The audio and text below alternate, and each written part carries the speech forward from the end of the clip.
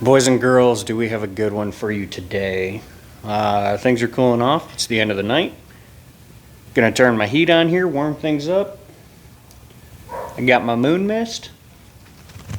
Got my dad shoes. I'm gonna have fun. It's gonna be a good day. Been looking forward to this for a while. Also, where the hell are my manners? How's everybody doing? You guys having a good day? Hope everybody's having a good day. Let's get into today's video because it is gonna be, well, it's gonna be more for me because I'm putting stuff together, but there is gonna be a little bit of informational stuff involved as well. So let's go ahead and jump into it and I'll show you what I'm talking about. So we are jumping back into the OBS LBZ Duramax swap build. I got a few things here on the floor that need to go back in. Some things that we don't have on the floor yet. Right there, them orange boxes underneath the light bar. Those are the Timken wheel bearings.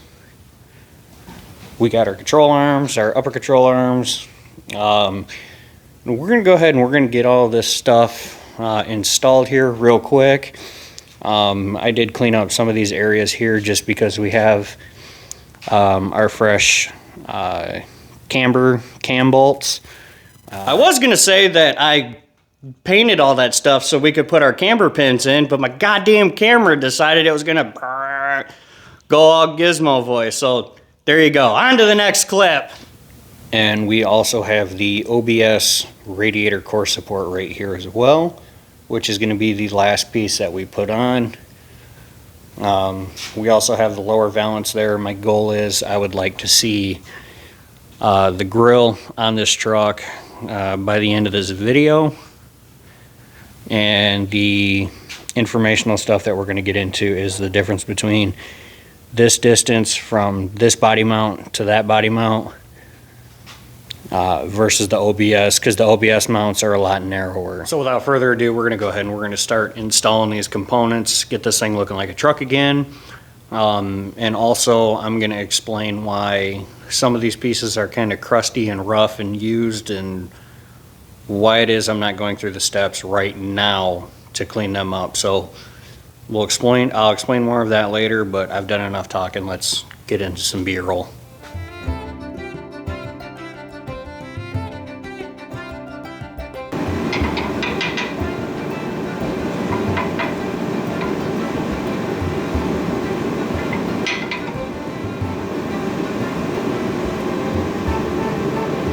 Yeah, good job, dumbass. Let's wait until nighttime to do all the work that requires a freaking hammer. Not like you have neighbors. Good job, Ray. We're proud of you.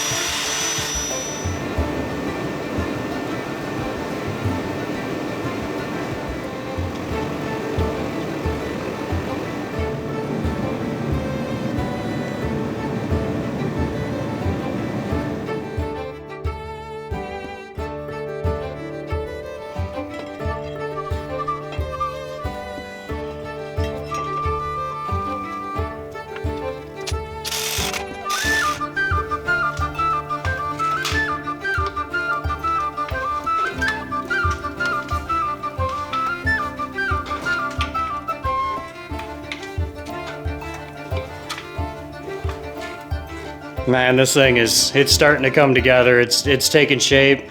The wheel on there is temporary. Again, some of the crusty parts on here, they're temporary. As I've said in the past before, we're gonna address all the sandblasting and all that stuff in due time.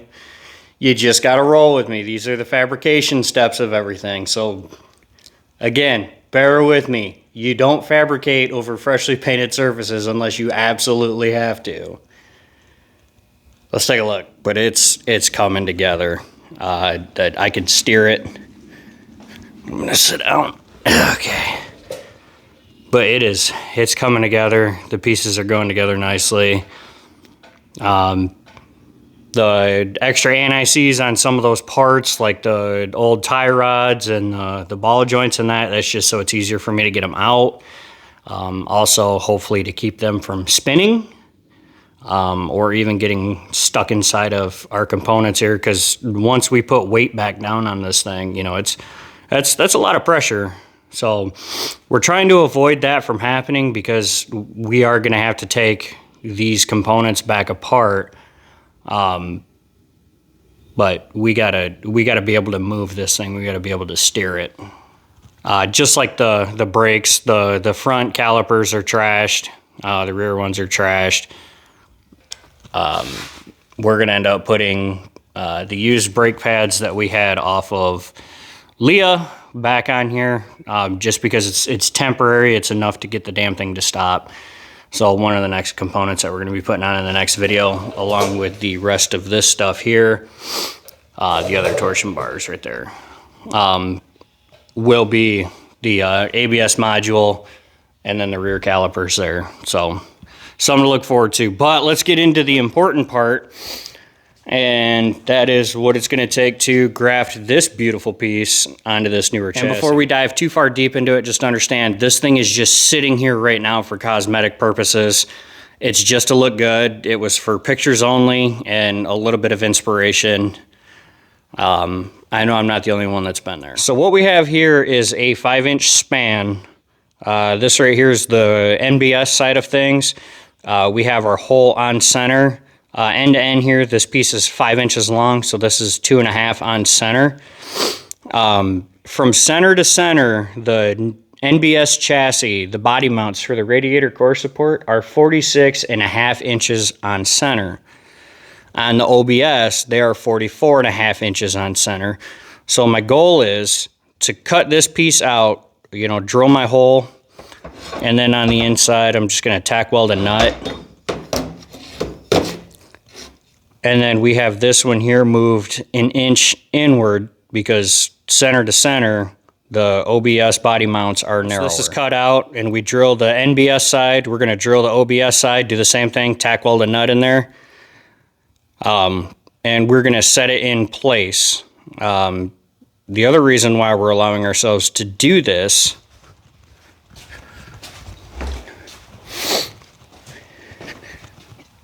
is because underneath up front, I got a piece of 2x2 sitting there right now.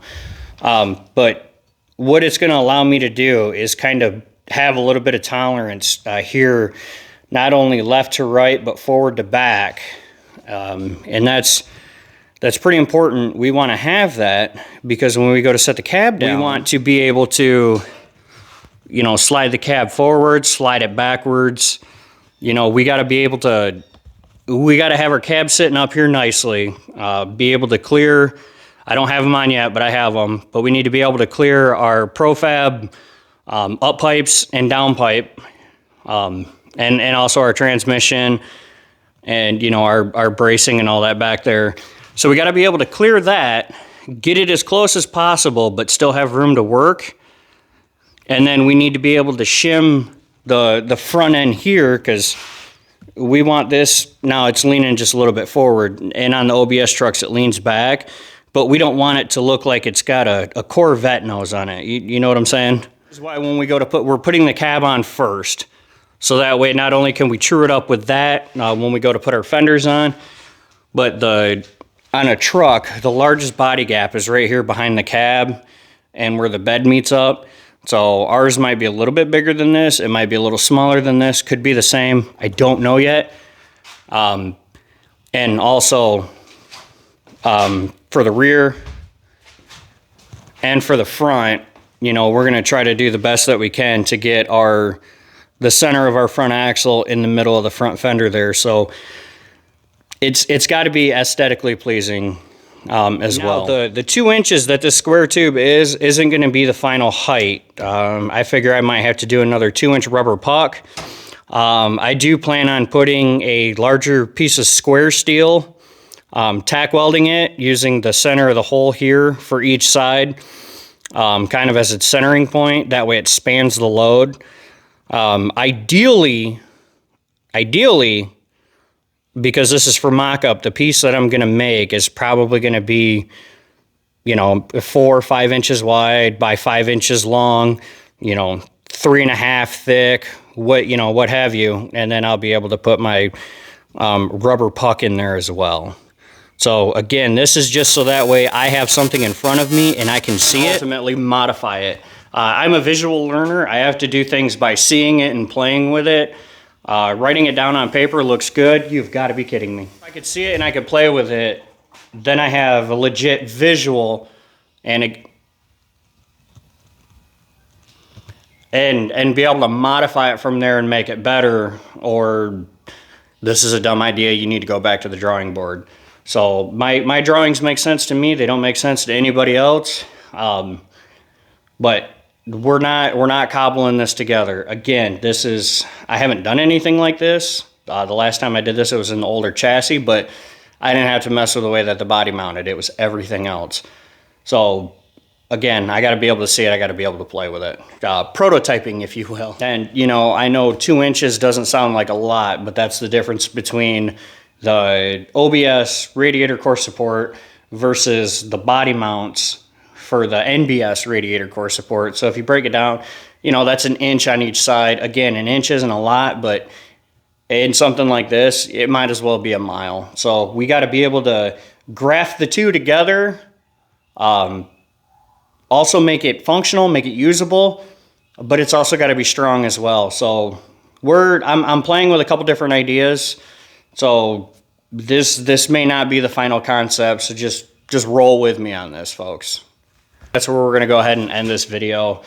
I'm beat up. I got the transmission, the 6-speed in that thing, and it absolutely kicked my ass. It destroyed my shoulders. So a little tired, and that's enough talking too.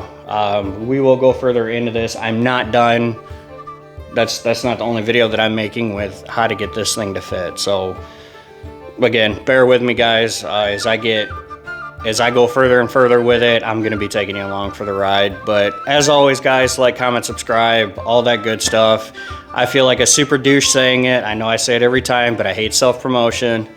But it is what it is. God bless you guys. Take care. Be good to one another, and we'll see you on the next one. That's it.